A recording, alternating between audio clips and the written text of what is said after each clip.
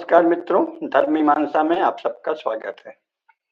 कृष्णाय वासुदेवाय हरये परमात्मने प्रणतक्लेशनाशाय गोविंदाय नमो नमः।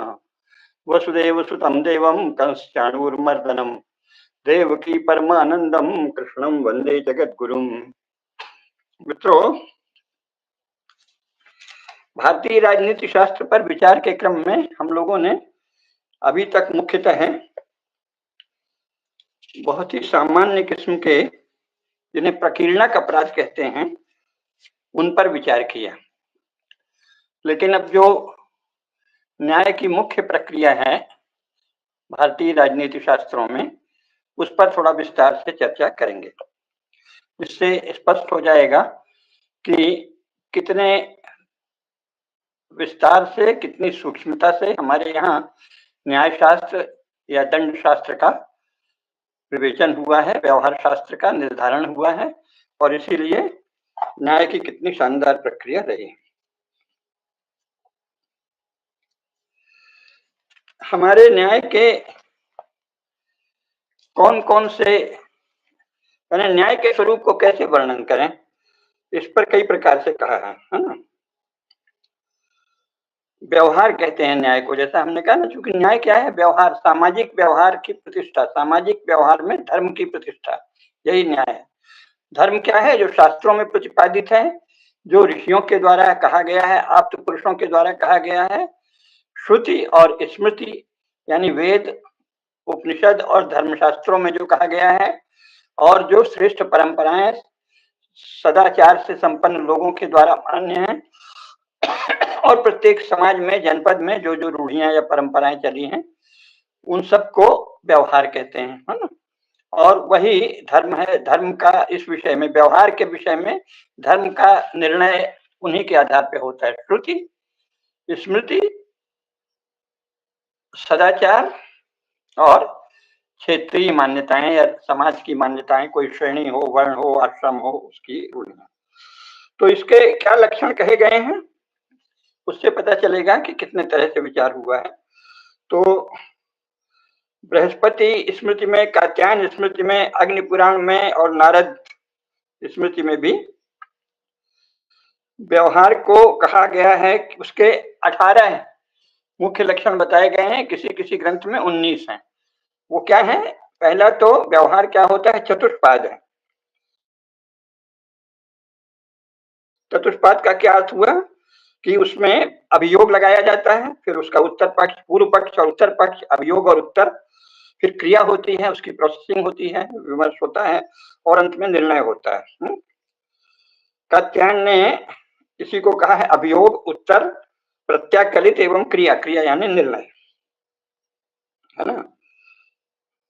अर्थशास्त्र, कौटिल्य का जो अर्थशास्त्र है, उसके अंत में भी 2 श्लोक दिए हैं। उसमें कहा है धर्मस्य व्यवहारस्य चरित्रम राजशासनम विवादार्थ चतुष्पादा पश्चिम पूर्ववाचिकाः। अर्थात धर्म, व्यवहार, चरित्र और राजशासन, ये जो हैं व्यवहार के चतुष्पाद हैं। 4 पद होते हैं, अभियोग, उत्तर, क्रिया और निर्णय। उसी को दूसरी जगह कहा है, ठीक है ना। तो न्याय का क्या अर्थ है? जैसा हमने कई बार बताया, धर्म के अनुसार निर्णय ही न्याय है। लेकिन इसमें सबसे सरल चतुष्पाद में सबसे अच्छा तब माना जाता है जब अगर किसी से अपराध हुआ है तो उसमें इतनी धर्म भावना हो कि वो अपना अपराध स्वीकार कर ले, तो उसे कहते हैं ये धर्म पद है। धर्म के अनुसार निर्णय का अर्थ है अपराधी अपना दोष मान ले और वादी को उसका धन मिल जाए, अगर उससे कोई धन की हानि हुई है या उसको धन दे है तो। दिव्य, दिव्य भी होता है, आगे हम बताएंगे। दिव्य बहुत है, अग्नि दिव्य, जल दिव्य, दिव्य से होता, दिव्य से भी अपराध का निर्णय होता था, तो उसको भी ऐसे ही होता है, वो भी धर्म पद है, दिव्य धर्म पद है। और धर्म भावना से अपराधी अपना अपराध मानकर जिसका नुकसान किया है, जिसको हानि पहुंचाई है, उसको उचित दंड के रूप में धन दे दे, तो वो सब धर्म है ना। और धर्म का निर्णय कहते हैं। बृहदारण्यक उपनिषद में भी ये कहा है।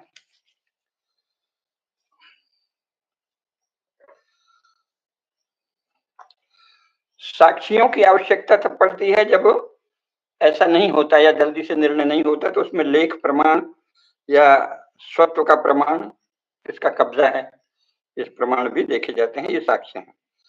और जो डिफेंडेंट है, प्रतिवादी है, वो सीधे ढंग से अगर उत्तर न दे तो उसको दोषी माना जाता है, उसको सीधा उत्तर देना पड़ता है। और चरित्र के अनुसार निर्णय का अर्थ है कि जिस देश या जिस जाति या जिस वर्ण या जिस परंपरा या जिस श्रेणी के विषय में विवाद है, उस देश, श्रेणी, वर्ण, आश्रम, कुल की परंपरा या रूढ़ि जो है वही चरित्र मानी जाती है। इस विषय में उसके अनुसार ही चलना चाहिए।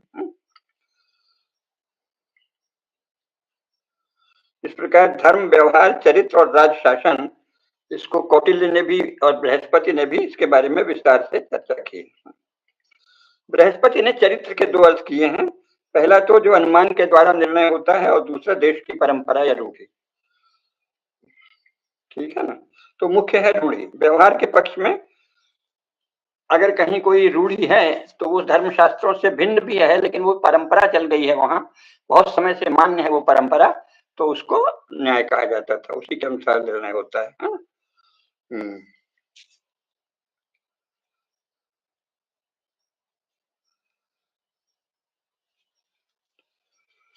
तो पहला है चतुष्पाद। चतुष्पाद के हमने ये 4 लक्षण बताए। 4 पाद। व्यवहार कैसा होता है? चतुष्पाद होता है ना, जिसका एक सबसे सरल है अभियोग, उत्तर, क्रिया और निर्णय। दूसरा, व्यवहार सदा चतुष्स्थान होता है, अर्थात 4 आधार वाला होता है। क्या क्या है? सत्य, यानी सत्य क्या है किसी विषय में ये जानना, साक्षी क्या है, पुस्तकरण यानी लेख आदि क्या है, अभिलेख क्या है, और राजशासन उस विषय में जो संबंधित विषय है उसमें राजशासन क्या रहा है, जिसे हम कहेंगे राजकीय कानून क्या रहा है आज की भाषा में। दूसरा तो व्यवहार चतुष्पद है, चतुष्स्थान है और चतुर साधन है। 4 साधन क्या है? साम, दान, भेद और दंड से निर्णय होता है, अर्थात जो शांति पूर्वक कोई बात सुलझ सकता है तो वो साम पूर्वक, धन दे दिया जिसका नुकसान हुआ है वो दान हुआ, दाम हुआ, और 2 अलग अलग साक्षी हैं तो उनका विवेचन आदि करना ये भेद हुआ, और जिसकी हानि हुई है उसे धन दिलाना अथवा जिसने दोष किया है उसको दंडित करना। ये इस प्रकार साम, दाम, दंड, भेद और दंड, ये 4 चतुर साधन होते हैं। और सत्य, साक्षी, पुस्तकरण और राजशासन, ये 4 स्थान होते हैं। और ये चतुर्हित होता है, यानी जो हमारे यहाँ शास्त्रों में कहा है व्यवहार चतुष्पाद होता है, चतुष्स्थान होता है, चतुस्साधन होता है, चतुर्हित होता है और चतुर्व्यापी होता है। चतुर्हित का क्या अर्थ है? 4 वर्णों और 4 आश्रमों का जिसमें कल्याण हो वैसा निर्णय होना, यह है चतुर्हित। और चतुर्व्यापी क्या है कि सभी पक्षों पर विचार होता है, यानी वादी, विवादी, साक्षी, सभ्य और राजा, सभी पक्ष इसमें, सबका पक्ष इसमें निर्णय लेने में शामिल होता है। पक्ष नहीं मतलब राजा निष्पक्ष होता है, लेकिन अंत में वो भी एक तत्व है, एक घटक है। तो इस प्रकार ये चतुर्व्यापी है। और चतुष्करी है, यानी इसके 4 फल होते हैं। धर्म यानी न्याय, लाभ, ख्याति और जनता के बीच न्याय के प्रति आदर का भाव, ये इसके 4 फल हैं। एक तो न्याय हुआ, दूसरे जिसकी हानि हुई है उसको लाभ हुआ, न्याय की ख्याति हुई कि बहुत ही सही न्याय हुआ है, और जनता में उसके प्रति आदर का भाव फैला, ये चतुष्करी है। और अष्टांग है, व्यवहार अष्टांग होता है, जैसे राजा, फिर उसके उच्च अधिकारी, उच्च न्यायाधीश, फिर सभ्य जिसे अवर न्यायाधीश कहेंगे, फिर शास्त्र यानी कानून की पुस्तकें या विधि की पुस्तकें या व्यवहार संबंधी धर्मशास्त्र, और गणक जो वहाँ न्यायालय में लिखता जाता है सब, और लिपिक, अग्नि और जल, ये 8 अंग माने गए हैं। अग्नि की भी दिव्य होता है, जल दिव्य होता है, ये पहले सबसे परीक्षा होती थी। इसके बाद इसके अष्टादश पद जो हमने पहले ही बताया है कि 18 प्रकार के व्यवहार पद हैं जो मनु ने गिनाए हैं। तो ये चतुष्पद, चतुर्स्थान, चतुर्साधन, चतुर्हित, चतुर्व्यापी, चतुष्करी, अष्टांग और अष्टादश पद होता है। और शत शाख होता है, सैकड़ों शाखाएं, सैकड़ों से मतलब विपुल, बहुत सारी शाखाएं हैं, क्योंकि अलग अलग है ना, तो 18 जो व्यवहार पद हैं उनके 132 तो उपशीर्षक होते हैं और फिर और भी उसके बहुत से का कहा है। ऋणादान को लेके 25 प्रकार के उपशीर्षक हैं, उपनिधि को लेके 6 प्रकार के हैं, संभूय समुत्थान 3 प्रकार के हैं। इन पर भी सब विस्तार से थोड़ा विस्तार से नहीं संक्षेप में बताएंगे। और दत्ता प्रदानिक, अशुश्रूषा, वेतन, अस्वामी विक्रय, विक्रियादान, कृतानुषय, समय समय स्थान अपाकर्म, क्षेत्रपात, स्त्री पुंस संयोग, दाय भाग, साहस, वाक पारुष्य, दंड पारुष्य, द्यूत समावय और प्रकीर्णक, ये 132 उपशीर्षक होते हैं। प्रकीर्णक 6 प्रकार के, द्यूत समावय 1 प्रकार का, ऋणादान 25 प्रकार के, उपनिधि 6 प्रकार के, समूह समुत्थान 3 प्रकार, दत्ता प्रादानिक 4 प्रकार, अशुश्रूषा 9 प्रकार, वेतन 4 प्रकार, अस्वामी विक्रय 2 प्रकार, विक्रिय आदान 1 प्रकार, कृतानुषय 4 प्रकार, समय स्थान अपाकर्म 1 प्रकार, क्षेत्र पात जो है वो 12 प्रकार, स्त्री पुंस संयोग 20 प्रकार और दाय भाग 19 प्रकार, साहस 12 प्रकार के। वाक पारुष्य, दंड पारुष्य पर पहले बात कर चुके हैं 3 प्रकार के। तो इस तरह ये 132 जो इसकी शाखाएं हैं, है ना, 18 व्यवहार पदों की। और इसके त्रियोनि है, यानी 3 इसके स्रोत हैं या प्रेरणाएं हैं। वो क्या है? आखिर कोई भी अपराध होता है, कोई भी व्यवहार जो वाद उपस्थित होता है न्याय के लिए, उसके स्रोत 3 होते हैं, काम, क्रोध और लोभ। कोई काम से उत्पन्न कामनाओं से के कारण झगड़ा होगा, क्रोध के कारण होगा और लोभ के कारण होगा। और 2 प्रकार के अभियोग होते हैं, इसी कहते हैं द्वयाभियोग, है ना, यानी या तो संदेह पर या सच्ची घटना पर। ये हो गए द्वय होते हैं। इसके बाद व्यवहार के 2 द्वार होते हैं कि यह अभियोग में वर्णित कथन पर होता है या उत्तर पर आधारित होता है, पक्ष और प्रतिपक्ष जिसे कहेंगे, या वादी और विवादी। और इसकी द्विगति होती है, अर्थात निर्णय या तो सच्चा होता है या झूठा होता है। और द्विपद होते हैं, यानी धन मूल होता है या हिंसा मूल, 2 इनके मुख्य भाग। धन मूल यानी जिसे आजकल सिविल केसेस कहते हैं, है ना, और मालदारी जो भी कहते थे उर्दू में, और हिंसा मूल यानी जिसे क्रिमिनल कहते हैं अंग्रेजी में और उर्दू में फौजदारी। तो मालदारी फौजदारी ये हुआ उर्दू, सिविल और क्रिमिनल ये हुआ अंग्रेजी, और धन मूल और हिंसा मूल ये हुआ हमारे भारतीय शब्द। और ये द्विरुत्थान होता है ना, इसका 2 प्रकार से इसका उत्थान होता है, इसको कात्यायन ने और हारित ने किया है। और द्विस्कंध होता है, यानी धर्मशास्त्र और अर्थशास्त्र, 2 स्कंध हैं, 2 स्कंधों पर निर्णय होता है, धर्मशास्त्रों के आधार पे और अर्थशास्त्र यानी राजनीति शास्त्र, ये 2 इसके स्कंध होते हैं। और द्विफल होते हैं, जीत या हार, 2 फल होते हैं। और एक मूल होता है, 18वां है कि व्यवहार का मूल तो एक ही है, क्योंकि जो निर्णीत होता है वो एक ही होता है। इस प्रकार ये 18 है, इसके विशेषण हो गए या इसकी पहचान हो गई कि चतुष्पाद, चतुष्स्थान, चतुस्साधन, चतुर्हित, चतुर्व्यापी, चतुष्करी, अष्टांग, अष्टादश पद, शतशाख, त्रियोनि, द्वयाभियोग, द्विद्वार, द्विगति, द्विपद, द्विरुत्थान, द्विस्कंध, द्विफल, एक मूल।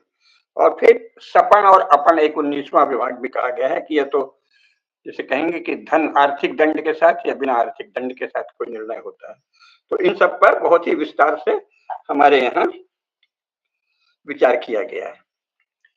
अब जो न्यायालय है उसको धर्मासन कहते हैं, न्यायासन को। तो न्यायालय सबसे सर्वोच्च न्यायालय स्वयं शासक होता था, राजा, है ना। लेकिन सदा ये कहा है कि राजा अकेले नहीं करे, सभी शास्त्रों में कहा है। मनु ने भी कहा है, याज्ञवल्क्य ने भी कहा है, और उन्होंने कहा है कि बहुत ही सौम्य वस्त्र धारण करके राजा को, वहां भड़कीले वस्त्र या जो राजकीय थोड़ा ज्यादा चकाचौंध करने वाले उस तरह के वस्त्र आभूषण आदि पहन के नहीं, सौम्य वस्त्र में ही न्यायालय में राजा आए, जो मुख्य न्यायालय है, न्यायाधीश है। विद्वान ब्राह्मणों और मंत्रियों के साथ सभा में प्रवेश, कैसे प्रवेश करना चाहिए न्यायालय में राजा को, इस पर भी विस्तृत विवेचना है, मनुस्मृति में भी, याज्ञवल्क्य की स्मृति में भी। यानी एक एक बात का विचार, न्यायालय में प्रवेश किस प्रकार करें, तो ब्राह्मणों के साथ, विद्वानों के साथ और मंत्रियों के साथ राजा प्रवेश करें। और धर्मशास्त्रों में वर्णित नियमों के आधार पर ही न्याय होना चाहिए। साथ ही जिस क्षेत्र का, जिस वर्ण या जिस आश्रम का या जिस जनपद का वो प्रकरण है, वहां जो अगर रूढ़ी या परंपराएं चल रही हैं उसको मान्यता देते हुए ही निर्णय होना चाहिए। इसीलिए धर्मशास्त्र ये भी कहते हैं कि जो राजा न्यायाधीश, मंत्रियों, विद्वान ब्राह्मणों, पुरोहित और सभ्यों की उपस्थिति में निर्णय देता है वो स्वर्ग का भागी होता है। शुक्र ने भी यही कहा है। और अकेले स्वयं राजा को निर्णय नहीं करना चाहिए क्योंकि वो सारे पक्षों पर विचार नहीं कर सकता, उसे न्यायाधीशों की, सभ्यों की सम्मति लेनी चाहिए। और सम्मति लेने के उपरांत भी, लेकिन न्याय का अधिकारी, न्याय का दायित्व, न्याय का अगर वो सही है या गलत, उसका जिम्मा राजा का ही है। ये भी ध्यान रखना चाहिए कि ये नहीं कहेंगे कि हमने तो सबसे राय लेके किया है, ऐसे नहीं होता। अंत में जिम्मेदारी वो किसकी है? जिम्मेदारी राजा की ही है। तो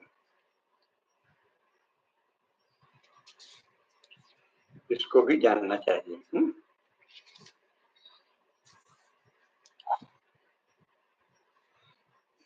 अकेले न्याय न करे, लेकिन जिम्मेदार तो जो मुख्य न्यायाधीश है वही, जो कि सामान्यतः राजा होता है।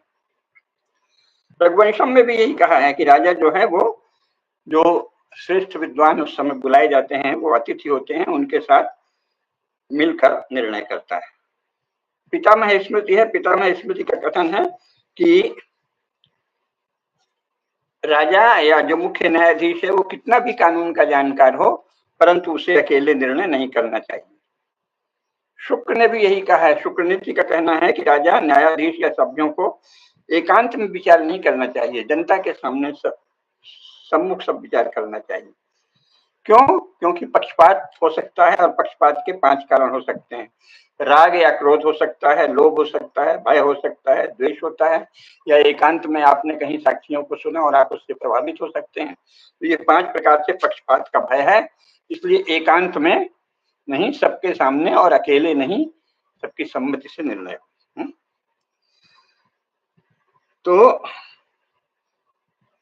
विधि जो है और तथ्य क्या है, दोनों की जांच की जाती है। किसी विषय में विधि क्या है और साथ ही घटना घटी क्या है ना, यानी तथ्य क्या है और उस संबंध में धर्मशास्त्रीय विधान क्या है या राज शासन क्या है ना।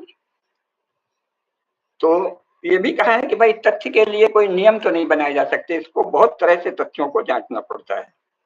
इसीलिए न्यायाधीशों की कई प्रकार के विशेषज्ञों की सम्मति आवश्यक होती है, जो सब प्रकार से विचार करें और एकांत में नहीं करें, जनता के सामने करें, जिससे जनता की प्रतिक्रिया से भी पता चलेगा कि सत्य क्या है, ध्यान से देखा है ना।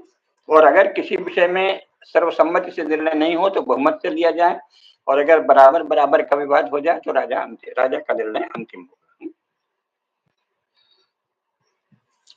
जहां कोई भी विवाद हो जाए वहां राजा का निर्णय ही प्रमाण है, ये शुक्र ने भी कहा है, पितामह ने भी कहा है। लेकिन निर्णय की जो प्रक्रिया है उसमें मनुस्मृति और गौतम स्मृति दोनों ने बहुत विस्तार से नियम बनाया है। कैसे केस सुने वो भी बताया है।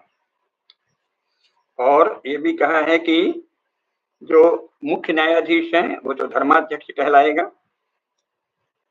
इसके बाद धर्माधिकारी होंगे उनके अधीन। इसके बाद जो हैं सभ्य होते हैं, जिनको आप अवर न्यायाधीश कह सकते हैं, उन सबके परामर्श से निर्णय होगा। आपस्तम। इसके बाद न्यायाधीशों की शिक्षा क्या हो, इसके बारे में विस्तार से धर्मशास्त्र में लिखा है। उसको कुलीन वंशोत्पत्ति हो। आजकल बायोडाटा देखते हैं, पहले ये था कि भाई किस कुल का आया है और उसका अब तक का आचरण क्या रहा है, और वो अपने विषय का ज्ञानवृत्त है कि नहीं, ग्रोन अप है कि नहीं, है ना? और उसमें बुद्धिमत्ता कितनी है, प्रसिद्धि होगी, और धर्म के प्रति उसका ज्ञान कितना है, इन सब की जांच होती है। ठीक है ना? और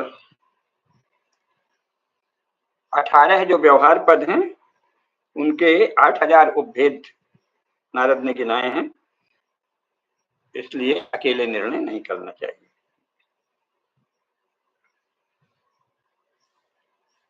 प्रमुख न्यायाधीश सामान्यतः कोई वेदज्ञ विद्वान नहीं होता था। कात्यायन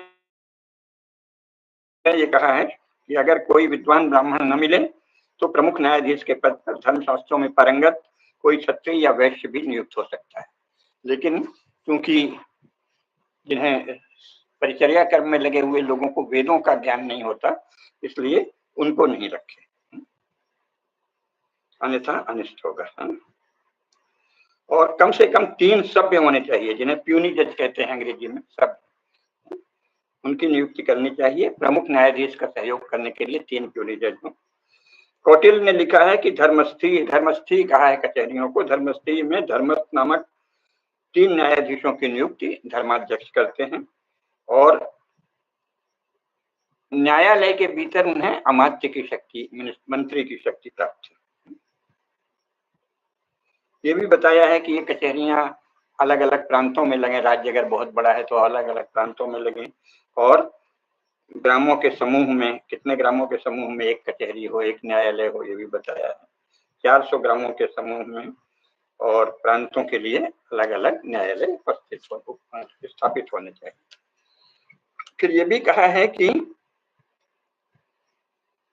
अगर किसी सभा में मुख्य न्यायाधीश के साथ वेद के पारंगत विद्वान होंगे तो वो ब्रह्मा की सभा मानी जाएगी, यज्ञ के समान पवित्र मानी जाएगी।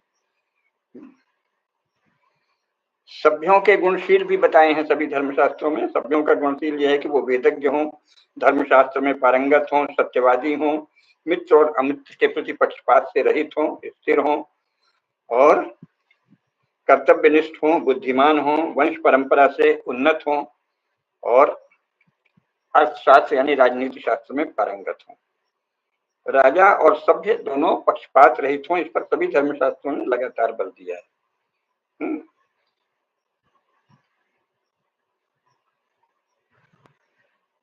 ये भी कहा है कि सभा में वही व्यक्ति प्रवेश करे जो उचित बात कहने का, जिसमें मनोबल और बुद्धिबल और साहस हो।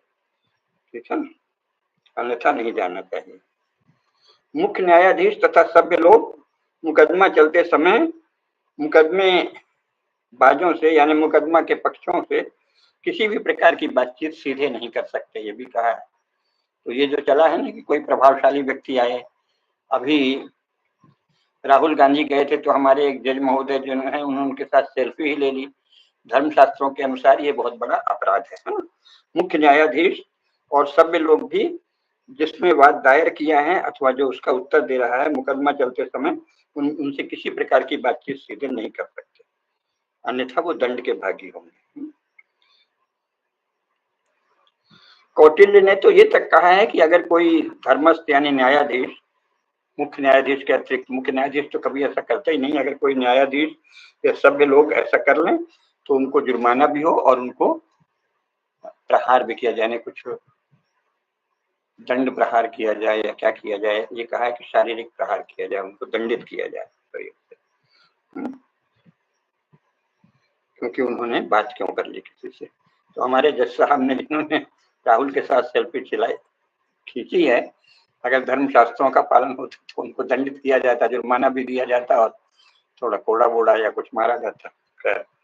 तो ये कभी भी ऐसा नहीं करना चाहिए। जब आप निर्णय कर रहे हैं तो वाद या विवाद दोनों अपना अपना पक्ष रखें, लेकिन आप सीधे उनसे कोई जो संबंधित प्रश्न पूछना है वो अलग बात है, लेकिन और कोई बातचीत नहीं, कुशल क्षेम करना, आइए बैठिए, कोई शब्द नहीं बोल सकते।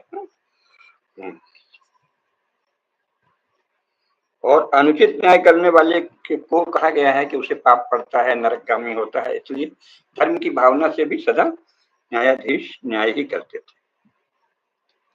लेकिन ऐसा नहीं है कि कोई गड़बड़ी नहीं होती थी, पुराने समय में भी सब प्रकार के मनुष्य होते हैं, तो कोई कोई गड़बड़ भी करते थे। साहित्यिक ग्रंथों से, दश कुमार चरित नाम का जो नाटक है उससे पता चलता है कि जो न्यायाधीश है वो गड़बड़ भी करते थे, घूसखोर भी हो जाते थे कोई कोई। तो कहा जाता है कि ऐसे में वो पापी होते हैं और ऐसा निर्णय जो है उसके लिए, जो ऐसा गलत निर्णय करता है वो पाप का भागी होता है। ये भी कहा है कि अगर कोई अनुचित निर्णय हो तो उसका 1/4 भाग वादी और प्रतिवादी को मिलता है, शेष 3/4 भाग गलत गवाही देने वाले को, साक्षी, गलत सभ्यों को और स्वयं जो मुख्य न्यायाधीश है उसको, इन सबको पाप लगता है। कि 4 पाप होते हैं, एक मुख्य न्यायाधीश, एक जो सभ्य है यानी सहायक न्यायाधीश, और एक जो है गवाही देने वाले, और एक संबंधित वादी या प्रतिवादी। तो धर्म भावना से भी लोग झूठ बोलने से या इस तरह का झूठी गवाही देने से बहुत डरते थे। कौटिल्य ने यह भी कहा है कि जहां कोई विवाद हो तो गुप्तचरों के द्वारा शासक जो है, राजा जो है, पता लगा ले कि सत्य क्या है। गुप्तचरों के द्वारा, और इसके अतिरिक्त अपने गुप्तचरों के द्वारा सदा न्यायाधीश जो है, माने मुख्य न्यायाधीश तो राजा हो गया, इसके बाद जो धर्मस्थ हैं यानी सहायक न्यायाधीश हैं, फिर प्रदेष्टा हैं जिन्हें हैं, उसके समतुल्य है प्रदेष्टा, और सभा के जो लोग हैं उन सबकी जांच करते रहने चाहिए कि वो कहीं कोई स्खलित तो नहीं हो रहे हैं। सभा के विषय में भी बड़े विस्तार से वर्णन है। न्यायालय के 4 प्रकार होते थे। एक तो प्रतिष्ठित, यानी जो किसी जगह स्थिर हो, पूर्व में, ग्राम में, नगर में। दूसरा अप्रतिष्ठित, अर्थात जो कभी आज यहाँ है कल वहां, अलग अलग होते जाते हैं। तीसरा जो है मुद्रित, यानी राजा की मुहर से जहां भी सुनवाई हो रही हो उसे मुद्रित न्यायालय कह देंगे। और चौथा शासित, अर्थात वो न्यायालय जहां न्याय स्वयं राजा करे। सभा को धर्माधिकरण कहते थे या कहीं अधिकरण ही कहा है, और धर्म स्थान या धर्मासन या सदस्य भी कहा है। कादम्बरी नाम का एक बाणभट्ट का प्रसिद्ध उपन्यास है, आख्यायिका है, उसमें बताया है कि राजप्रासाद में ही न्यायालय होता है और धर्माधिकारी जो है वो बेंत के बने हुए आसन पर बैठते थे और न्यायालय के कार्य का समय प्रायः प्रातःकाल ही होता था। और कौटिल्य का कहना है कि राजा को दिन के दूसरे भाग में जनता के मामलों को देखना चाहिए। तो ये अलग अलग है। कौटिल्य के अनुसार दिन के दूसरे भाग में ही न्यायिक विषयों पर सुनवाई होनी चाहिए। न्यायालय के कार्य राजा उस समय यानी मुख्य न्यायाधीश जो है वो दिन के दूसरे भाग में ही सुनता है। जबकि कात्यायन के अनुसार प्रायः 7:30 बजे से दोपहर तक का समय उचित कहा गया है। कौटिल्य ने दिन को 8 भागों में बांटा है, उसमें से दिन के दूसरे भाग में कहा है कि न्यायालय में सुनवाई होनी चाहिए। अवकाश के दिन, जैसे उस समय जो अवकाश के दिन होते थे, अष्टमी, अभी रविवार तो संडे की छुट्टी तो ईसाइयों की नकल है, हमारे यहाँ तो संडे की कोई छुट्टी नहीं होती थी, लेकिन अष्टमी है, चतुर्दशी है, अमावस्या है, पूर्णिमा है, इन दिनों अवकाश का दिन माना जाता था, तो उस दिन न्यायालय में सुनवाई नहीं होती थी। और बृहस्पति के अनुसार सभा के 10 अंग होते हैं। राजा स्वयं, राजा के द्वारा नियुक्त दूसरा मुख्य न्यायाधीश या सभ्य, और धर्मशास्त्र, अकाउंटेंट यानी गणक, और लेखक, पेशकार जिसे आप कहते हैं, और स्वर्ण, अग्नि, जल तथा स्वपुरुष यानी स्वयं जो व्यक्ति होगा जो प्रस्तुत कर रहा है किसी विषय को। मुख्य न्यायाधीश व्यवहार का उद्घोष करता है कि ऐसे ऐसे सुनवाई हुई, अब यह निर्णय होता है। राजा दंड देता है और सभ्य लोग मामलों की जांच करते हैं। और धर्मशास्त्र ही निर्णय का आधार है। सोना और अग्नि जो हैं ये शपथ के लिए होते हैं। सोना को छूकर शपथ ली जाती थी पहले, और अग्नि को छूकर, जिससे माना जाता था कि सोने को भी, अगर आपने सोने को लेकर गलत शपथ कर दी तो आपको निश्चित ही भयंकर धनहानि होगी, और अग्नि को छू कर दिया तो सर्वनाश होगा, नरक जाएंगे। इसलिए सोने और अग्नि के स्पर्श के साथ शपथ होती थी, है ना। गणक जो है वो गणना करता है, अकाउंटेंट होता है, और लिपिक जो है वो लेखक, वो कार्यवाही लिखता है। ये पूरी प्रक्रिया वर्णित है। मृच्छकटिक नाटक में इसका एक सुंदर वर्णन है, जबकि ये ईसा की आरंभिक शताब्दी, कोई चौथी शताब्दी कहते हैं, कोई और पहले का कहते हैं, उस समय का है। उसमें जो प्रक्रिया बताई गई है न्याय की, वो वही है जो नारद स्मृति, कात्यायन स्मृति, बृहस्पति स्मृति आदि में है। तो इससे पता चलता है कि बहुत ही प्राचीन काल से हमारे यहाँ विस्तार से न्याय की एक प्रक्रिया प्रतिष्ठित थी। जो सर्वोच्च न्यायालय है जिसमें स्वयं राजा बैठते हैं, इसके अतिरिक्त अन्य न्यायालयों के वर्णन भी मिलते हैं। वो हैं कि जैसे कि कुलों का, जैसे मैंने बताया ना, न्याय के अनेक स्तर हैं, इसीलिए हमारे यहाँ उस तरह से, जैसे आधुनिक कोर्ट में आजकल अनसुलझे मामलों की, पेंडिंग मामलों की भीड़ लगी रहती है, वैसा कभी नहीं होता था। क्यों? क्योंकि सबसे पहले तो अगर किसी कुल का मामला है तो कुल की पंचायत उसका निर्णय देगी। इसका बाकायदे धर्मशास्त्र में, याज्ञवल्क्य स्मृति में और नारद स्मृति में, ये नहीं कि परंपरा से चली आई है, अलिखित है, अंग्रेजों की सुनी बातों से। भारत में बहुत से मूर्ख लोग कहते हैं कि हमारे यहाँ तो वाचिक परंपरा है। वाचिक नहीं, संसार की सबसे प्राचीन लिखित परंपरा और संसार का सबसे प्राचीन लिखाड़ समाज हिंदू समाज, लिखित परंपरा हिंदू समाज में ही। तो याज्ञवल्क्य स्मृति और नारद स्मृति में भी कहा है कि कुलों के प्रकरण कुल की पंचायत में हो, गांव के प्रकरण गांव की पंचायत में हो। अगर व्यापारिक संगठन, जिन्हें श्रेणी, निगम और संघ कहते हैं, उनका मामला वहीं श्रेणी पंचायत होगी, निगम पंचायत होगी, संघ पंचायत होगी। और पूग और गण, ये सब अलग अलग व्यापारियों समूह हैं, पूग की पंचायत होगी, गणों की पंचायत होगी। गण यानी जनगण होता है, समुदाय, जैसे तेलियों की है तो यादवों की है, तो ब्राह्मणों की है, तो ठाकुरों की, क्षत्रियों की है, अमुक, तो गणों की अपनी पंचायत है। और तो सर्वोच्च न्यायालय हुआ जिसमें राजा स्वयं बैठते हैं, उसके बाद न्यायाधीश, इसके बाद गण, पूग या श्रेणी, बड़ी बड़े व्यापारियों के न्यायालय, और इसके बाद गांव, खाप, कुल। इस तरह से मेधातिथि ने भी इनकी व्याख्या की है मनुस्मृति में, मिताक्षरा की टीका में भी है, व्यवहार प्रकाश, स्मृति चंद्रिका मनुस्मृति पर, कुल्लूक भट्ट की टीका, अपरार्क टीका याज्ञवल्क्य स्मृति, और गुप्त संवत 124 का एक दामोदरपुर पत्रक है, उसमें भी इसका उल्लेख दिया है। एपिग्राफिया इंडिका भाग 15 पृष्ठ 130 में भी इनका उल्लेख दिया है कितने प्रकार के न्यायालय होते हैं। और एपिग्राफिया इंडिका 17 पृष्ठ 348 पर, और व्यवहार मातृका नाम का ग्रंथ है, उसके पृष्ठ 280 पर। स्मृति चंद्रिका नाम का एक प्रसिद्ध न्यायशास्त्रीय ग्रंथ है, पराशर, माधवी आदि बहुत से ग्रंथों में न्यायालय के ये स्तर बताए हैं, कुल, ग्राम, खाप, श्रेणी, पूग, संघ, निगम, ये अलग अलग है। इसके बाद अंत में जाके राजा के पास जाएगा। तो ये सब जानना चाहिए, है ना। श्रेणी, शिल्पकार और व्यापारियों के जो संघ हैं, उनका वहीं पर निर्णय होगा। पूग भी, पूग क्या है? खाप जिसे कहते हैं वो पूग है। एक ही ग्राम या बस्ती में रहने वाली विभिन्न जातियां और विभिन्न वृत्तियां करने वालों के समुदाय को पूग कहते हैं, जो इस समय खाप खाप कहलाता है कई जगह। और एक प्रकार की वृत्ति करने वाले पे श्रेणी या निगम या संघ होता है। जैसे घोड़ों का व्यापार करने वालों का एक होगा, भरइयों का यानी पान बेचने वालों का दूसरा होगा, जुलाहों का, खाल बेचने वालों का, इनके सबके उल्लेख मिलते हैं, तेलियों का। तो ये बड़े बड़े इनके संघ होते हैं, ये इनके अनुसार ही इनका निर्णय होता था।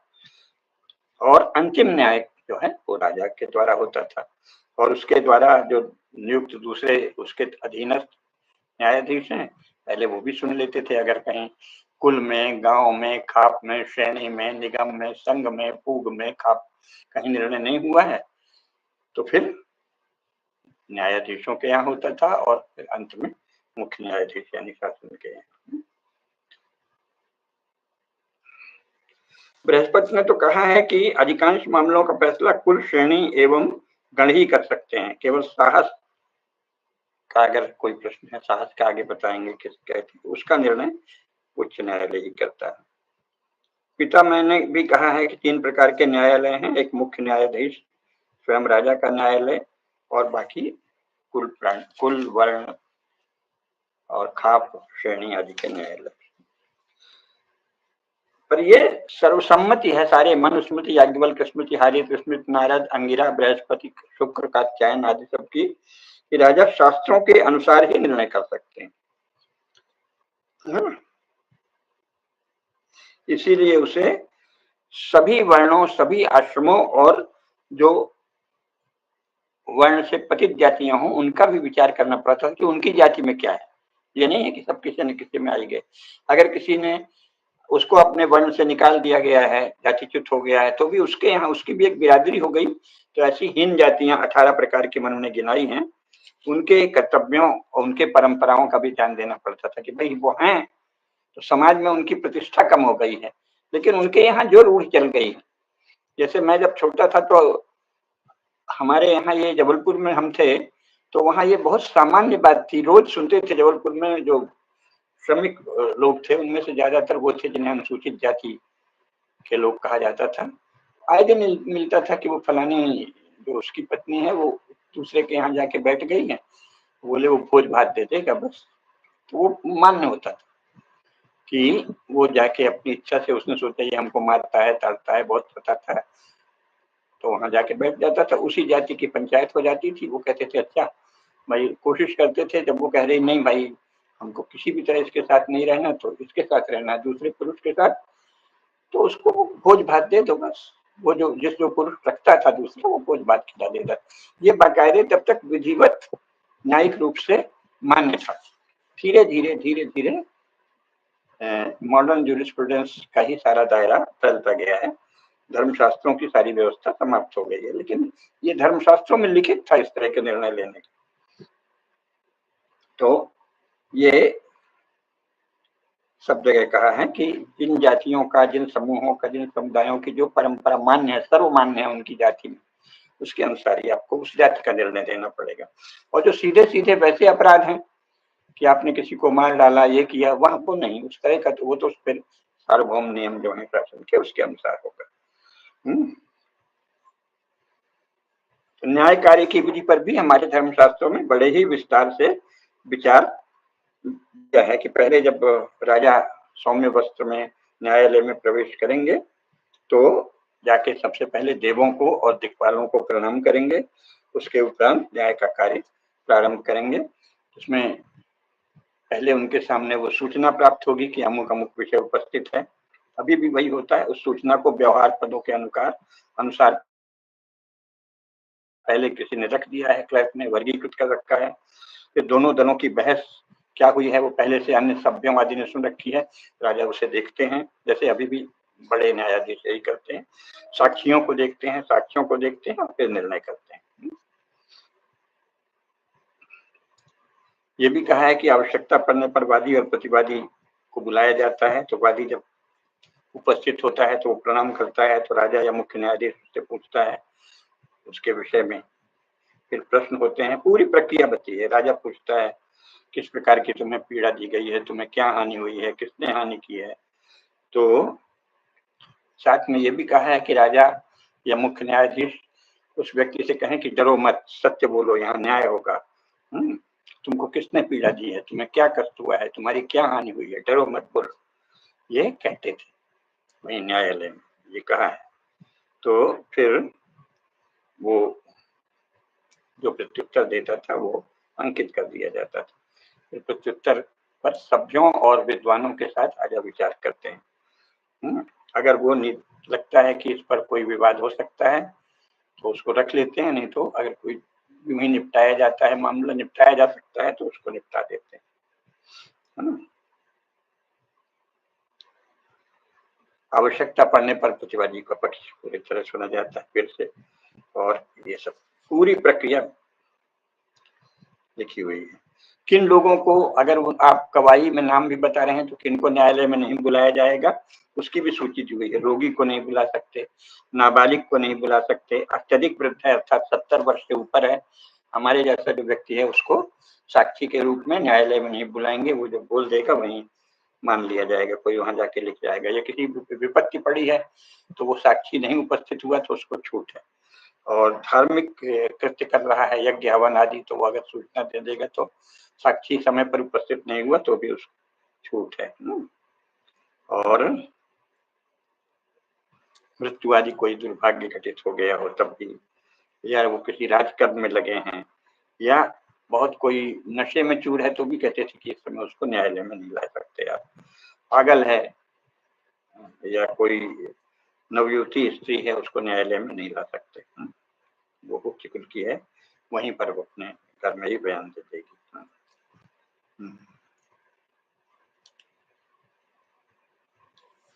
इसी प्रकार नारद ने तो ये भी कहा है कि जो गाय चराने के समय में अगर कोई ग्वाला गाय चरा रहा है तो उसको अपना गोचर का कार्य छोड़ के न्यायालय में नहीं बुला सकते। इसी प्रकार अगर बोनी चल रही खेतों में तो किसान को नहीं बुला सकते कि अब वो आके साक्षी दे, भाई बोनी का काम पूरा कर ले, फिर जिस दिन उसके पास समय उसको बुलाया जाएगा, है ना। या शिल्पकार अगर किसी शिल्प कर्म में लगे हुए हों तो उनको उस समय नहीं बुलाया जा सकता। और अगर सैनिक युद्ध में गए हुए हैं तो उनके साक्षी होने का सवाल ही नहीं, उनको स्वयं उपस्थित होने को नहीं कहा जाएगा। वो किसी लिखित रूप में अपना बयान वक्तव्य भेज सकते हैं, किसी अन्य के द्वारा अपना प्रतिनिधित्व कर सकते हैं, अपने प्रतिनिधि भेज सकते हैं, शिल्पकार भी, किसान भी, व्यापारी भी और ग्वाला भी, गौरक्षक भी और किसान भी। शेष सबको बुलाए जाने पर साक्षी के लिए आना ही पड़ेगा, अगर वो नाबालिग भी नहीं है, पागल भी नहीं है, बोनी नहीं कर रहा है, गाय नहीं चरा रहा है, किसी तरह कोई बहुत महत्वपूर्ण यज्ञ नहीं कर रहा है, तो बुलाए जाने पे जैसे उसके पास संबंध, जैसे आजकल कहते हैं, सूचना जाती है कि उपस्थित हो, गवाही दो, साक्षी दो, तो उसको आना ही पड़ेगा। नहीं आने पर, कि बुलाए जाने पर न आने पर भी उसे दंड दिया जाता था, केवल इसी के लिए कि तुम बुलाए जाने पर आए क्यों नहीं। और कुछ ये भी कहा है, जैसे आज भी होता है, हत्या है, चोरी है, बलात्कार है, निषिद्ध भोजन का मामला है, या सिक्का बना दिया, ऐसे सब गंभीर अपराधों में सुरक्षा कर्मियों के बीच ही अपराधी को लाया जाता था, क्योंकि उसको हानि पहुंचने का डर रहता था। लेकिन अगर कोई स्त्री है, वो अपने घर को पाल पोस रही है, अगर उस पर भ्रष्टाचार का, कदाचार का भी अभियोग लगाया जाता है तो भी उसे न्यायालय में तभी आना पड़ेगा जब होगा कि वो अपने कार्य से बाहर आती जाती है, तब उसे आना पड़ेगा, अन्यथा नहीं।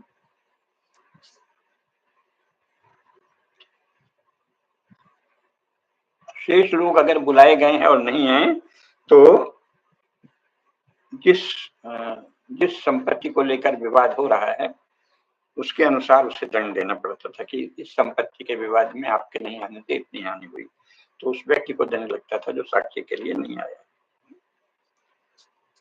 और फिर उसके बाद फिर भी दंड तो लग ही गया, उस दिन आप साक्षी के लिए नहीं आए तो दंड लग गया, अगली बार आपको आना ही पड़ेगा, अन्यथा फिर और भी दंड दिया जाएगा। और अगर नहीं आए तो जो दूसरा पक्ष है उसके पक्ष में वो मान लिया जाएगा कि इसलिए नहीं आ रहे हैं क्योंकि ये जो जिसके पक्ष में, जिसके विरुद्ध में इनको साक्षी देना है वो पक्ष सही है और ये गलत है, इसलिए नहीं आ रहे हैं।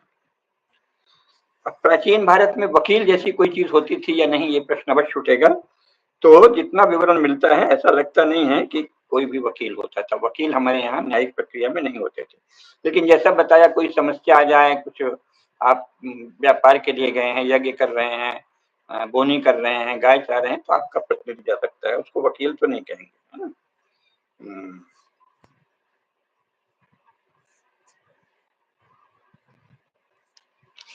पूरी प्रक्रिया बड़े विस्तार से वर्णित है। प्रतिवादी कहाँ खड़ा हो, वादी कहाँ खड़ा हो, प्रश्न कैसे किए जाएं, इसकी भी बड़ी विस्तार से लिखना है। और साक्षी जिस दिन होगी उस दिन, जैसा अभी भी होता है, वर्ष मास सब तिथि सब लिखी जाती है ना। लेकिन मुख्य बात यह है कि न तो जिन्हें मालदारी के मुकदमे कहते हैं उसमें और ना ही फौजदारी के मुकदमे में कोई न्यायालय शुल्क नहीं देना पड़ता था। बाद में जो अपराधी सिद्ध होता था उसको दंड देना पड़ता है, लेकिन पहले जो फीस लगती है ना, कोर्ट फीस, हमारे यहाँ किसी भी न्यायालय की कोई कोर्ट फीस नहीं होती थी।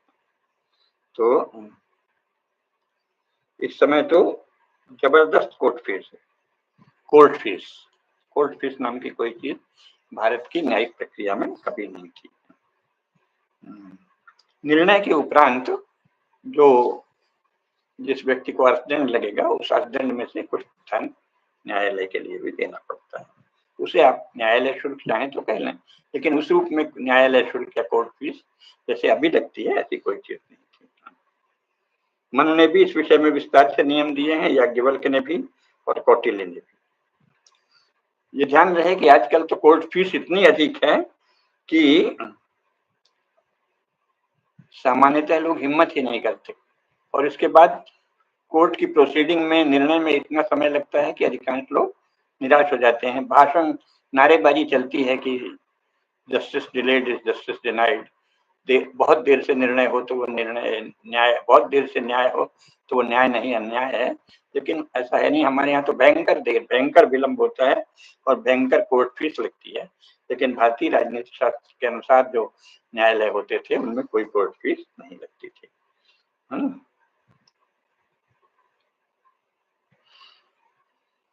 और रसीदी टिकट लगाओ, रसीदी टिकट नहीं लगा तो एप्लीकेशन ही अस्वीकृत हो गई है, ये सब फालतू बातें भारत की किसी भी न्यायालय की प्रक्रिया में कहीं उनका उल्लेख ही नहीं। और इस विषय में मनु ने, कौटिल्य ने, याज्ञवल्क्य ने, पितामह ने, नारद ने, सभी ने स्मृतियों में विस्तार से लिखा है। और देरी करने से न्याय की मृत्यु हो जाती है, ये मूलतः हमारे शास्त्रों का ही कथन है। न काल हरणम कार्यम राज्ञा साधन वर्धने महान दोषो भवेत कालात धर्म व्यापत्ति लक्षण। अगर न्याय होने में निर्णय हो तो इसमें महान दोष पड़ता है राजा का, क्योंकि ये धर्म के ऊपर आपत्ति लाने का प्रमाण है कि आप न्यायालय में निर्णय करें, ये धर्म पर आपत्ति आप लाद रहे हैं, ये सब कहा है।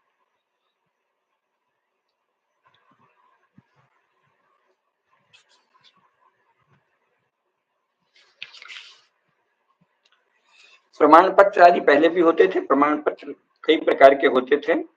मुख्य तो कहा है कि जो राजा के सामने या राज कर्मचारियों के सम्मुख लिखा जाए कोई पत्र, वो प्रमाण माना जाएगा, अथवा जिस पर साक्षियों के हस्ताक्षर हो जिस कागज में, वो भी प्रमाण माना जाएगा। और अगर कोई बिना साक्षी के लिखा हुआ कागज है तो उस पर परीक्षण होता था कि जैसे रजिस्टर्ड डॉक्यूमेंट जिसे आजकल कहते हैं, उसी प्रकार वो राजकीय कर्मचारियों के समक्ष लिखा हुआ जो साक्षी है। और राजकीय लेख प्रमाण जिसे कहेंगे, और किसी स्थान में लिखा गया, वहां गवाही ली गई तो वो स्थान का प्रमाण। अपने हाथ का लिखा है तो स्वास्थ्य लिखित है, उसको भी प्रमाण मान देते, पर उसका परीक्षण होता है।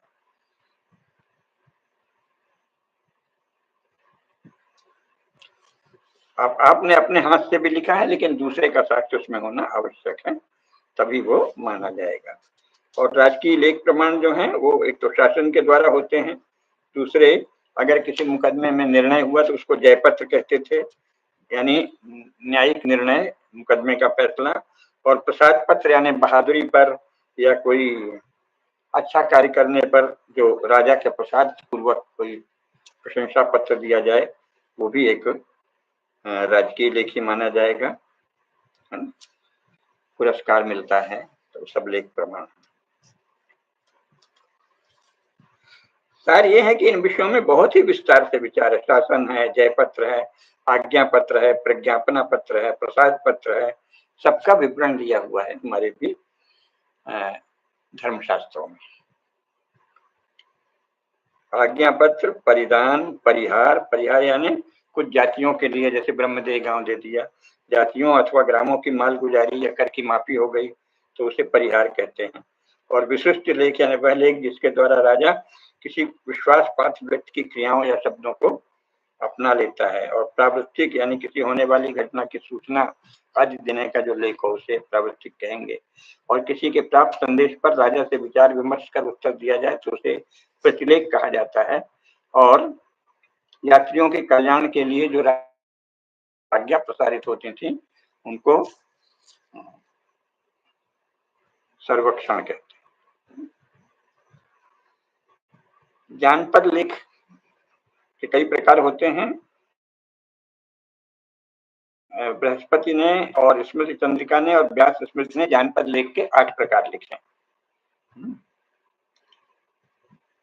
और स्मृति चंद्रिका का कहना है कि 8 मुख्य प्रकार हैं, कई अन्य प्रकार के भी संभव। इनमें एक है भाग या विभाग पत्र, यानी कोई बंटवारा हुआ है संपत्ति का, उसका लेख प्रमाण, अथवा दान पत्र, अथवा जय पत्र, अथवा क्रय पत्र यानी सेल डीड, या आधान पत्र यानी बंधक पत्र, या स्थिति पत्र या संबित पत्र यानी किसी ग्राम, नगर या श्रेणी आदि के सदस्यों द्वारा निर्णित किसी परंपरा का जो कोई लेख प्रमाण हो, या दान पत्र होगा, ऋण पत्र होगा, और उधार पत्र भी होगा कि अब इन्होंने ऋण चुका दी है, सीमा पत्र होगा, तय हो जाने पर कोई सीमा हो, एक जैसे 2 गांव के बीच सीमा का विवाद है, उसमें निर्णय हो गया तो सीमा पत्र होगा। विशुद्धि पत्र होगा, अर्थात किसी ने अपनी शुद्धि का प्रमाण दे दिया तो विशुद्धि पत्र जारी होता है। और संधि पत्र होता है, वो भी एक प्रमाण है। उपगत होता है, अगर ऋण दे देने पर आपने किसी को ऋण दिया और उसकी रसीद ले ली तो उसे उपगत कहेंगे। और अनुवादी पत्र यानी बंधक रखने वाले की ओर से लिखा गया पत्र, और निजी तौर पर लिखा गया प्रमाण पत्र, इन सब का विस्तार से विवरण है। कितने प्रकार के प्रमाण पत्र, चिरक है, उपगत है, स्वार्थ है, आदि पत्र, क्रय पत्र, स्थिति पत्र, संधि पत्र, विशुद्धि पत्र, इन सब बातों का विस्तार से विचार किया गया है। और इसके बाद स्वामित्व का निर्णय कैसे होता है, इस पर भी हम आगे विचार करेंगे कि स्वामित्व का निर्णय कैसे होगा। साक्षी की संबंधी योग्यताएं कि कौन व्यक्ति गवाही दे, किसकी गवाही मानी जाए, ये नहीं कि कोई भी व्यक्ति गवाही दे। इसके विषय में शास्त्रों में बहुत विस्तार से लिखा है। क्यों ऐसा क्यों है? क्योंकि साक्षी शब्द हमारे यहाँ बहुत पवित्र माना गया है। मूल साक्षी किसको कहा गया है? आत्मा के दृष्टा को साक्षी। श्वेताश्वतर उपनिषद में आया है ना कि एको देवा सर्वभूतेषु गूढ़ साक्षी केवलो निर्गुणश्च, श्वेताश्वर उपनिषद में है साक्षी चेता केवल निर्गुणश्च। तो साक्षी तो स्वयं परमात्मा है, कहा गया है ना, परमात्मा इस संपूर्ण संसार के साक्षी हैं, वो सब देख रहे हैं क्या हो रहा है क्या नहीं। तो साक्षी शब्द बहुत ही पवित्र है। जो देखता है उसको अपने आप में परमात्मा का स्मरण करके सत्य ही साक्ष्य देना चाहिए। इसलिए साक्षी शब्द का, वो विटनेस वगैरह शब्द नहीं है, साक्षी एक बहुत ऊंचा है। गवाह तो उर्दू का शब्द है और वो भी उसमें कोई पवित्रता नहीं है, साक्षी शब्द में पवित्रता निहित है। तो साक्षी के विषय में इसलिए बहुत ही विस्तार से विचार किया गया है कि कौन साक्षी होता है, कौन किसका साक्षी माना जाए, इस पर भी विचार करेंगे विस्तार से। साक्ष्य देने के लिए कौन अयोग्य है, कौन साक्ष्य देने योग्य है और कौन साक्ष्य देने में अयोग्य है, इस पर भी शास्त्रों में निर्णय हुआ है, इस पर भी चर्चा करेंगे। और लेकिन ये पहले भी होता था कि जो विरोधी पक्ष है वो जो साक्षी है उसकी अयोग्यता सिद्ध करने का प्रयास करता है था कि ये ठीक नहीं है, ये इस विषय में योग्य नहीं है, ये इस विषय में अधिकारी नहीं है, ये सत्यनिष्ठ नहीं है आदि। उस पर भी वो बड़ी रोचक चर्चा है, उस पर भी थोड़ी चर्चा करेंगे, है ना।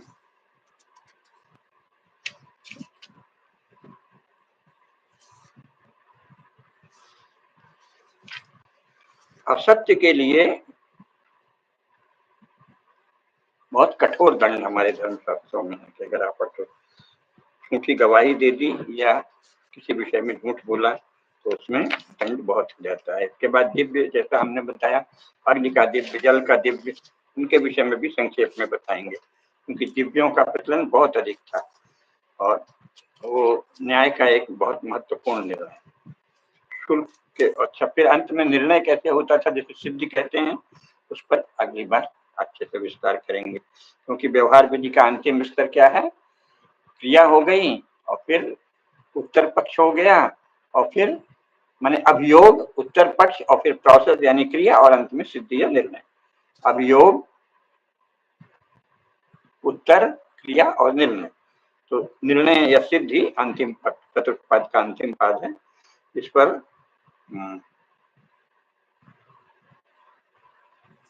भी हम लोग धर्मशास्त्रों में इसकी प्रक्रिया क्या बताई गई है, इस पर अगली बार में ये मुख्य बातें समझ लेंगे, है ना।